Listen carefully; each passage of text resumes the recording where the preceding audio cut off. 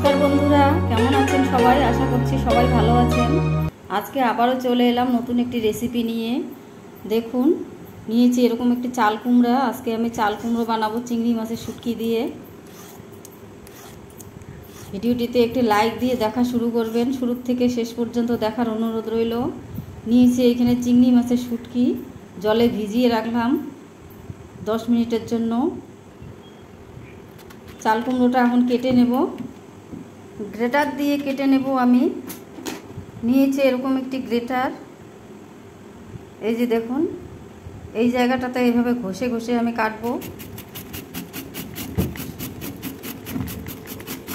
এইভাবে ঘষলে খুব সুন্দর হয় চাল কুমড়ো সবজিটা। দেখুন কত সুন্দর করে বেরোচ্ছে। আর বন্ধুরা, আপনারা অনেকে ভিডিও না দেখে কমেন্ট করে বেরিয়ে যাচ্ছেন, প্লিজ এরকম করবেন না। এইভাবে আমি কেটে নেব। কাটা হয়ে গেল আমার, ভালো করে ধুয়ে তুলে নিলাম। কড়াই গরম হয়ে গেছে, সরিষার তেল দিয়ে দিলাম। চিংড়ি মাছের শুটকিগুলো এখন আমি ভেজে নেব। ভাজার সময় লবণ হলুদ দেব না। ভাজা হয়ে গেল, নামিয়ে নেব। ওই তেলেই আরেকটু তেল দিয়ে নিলাম আমি। 5 ফোড়ন 1 চামচ, রসুন কয়েক কোয়া আমি থেতো করে নিয়েছি। রসুন থেকে সুন্দর একটা গন্ধ বেরোলে তারপর দিয়ে দেব কেটে রাখা পেঁয়াজ আর কাঁচা লঙ্কা। কাঁচা লঙ্কা পেঁয়াজটাও কিছুক্ষণ ভেজে নেব।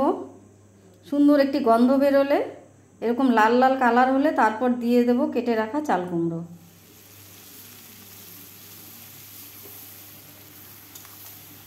আপনারা যারা এখনও এইভাবে বানাননি, অবশ্যই একবার বানিয়ে দেখবেন, খুব সুন্দর লাগে খেতে।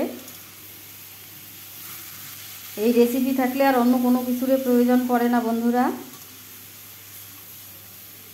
যারা আমার চ্যানেলে নতুন বন্ধু, তাদের কাছে অনুরোধ রইল চ্যানেলটিকে সাবস্ক্রাইব করার, পাশে থাকা বেল বাটনটি প্রেস করে রাখবেন।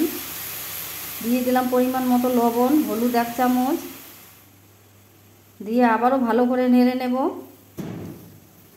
নাড়তে নাড়তে চাল কুমড়ো থেকে জল বেরোবে। দেখুন এরকম হয়ে গেছে, জল বেরোচ্ছে। তারপর ঢাকা দিয়ে রান্না করব আমি কিছুক্ষণ। ঢাকা দিয়ে দিলাম। 5 থেকে 6 মিনিট পর ঢাকাটা খুলে নেব।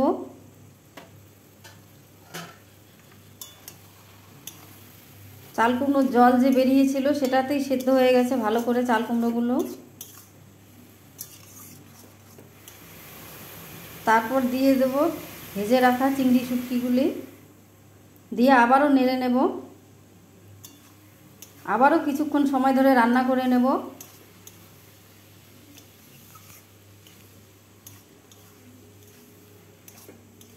দেখুন বন্ধুরা কত সুন্দর হয়েছে, জলটা শুকিয়ে গেছে। কেমন লাগলো আমার আজকের রেসিপিটি অবশ্যই কমেন্ট করে জানাবেন। ভালো লাগলে লাইক, শেয়ার, সাবস্ক্রাইব করতে ভুলবেন না। পাশে থাকা বেল বাটনটি প্রেস করে রাখবেন। নতুন কোনো ভিডিও আপলোড করার সঙ্গে সঙ্গে সবার আগে আপনাদের কাছে পৌঁছে যাবে। সবাই ভালো থাকবেন, সুস্থ থাকবেন। আরও নিত্য নতুন ভিডিও দেখার জন্য পাশে থাকা বেল বাটনটি প্রেস করে রাখবেন। তো বন্ধুরা, আজ তাহলে এ পর্যন্তই। আবারও দেখা হবে নতুন কোনো এক রেসিপি নিয়ে। ভিডিওটি দেখার জন্য অসংখ্য ধন্যবাদ।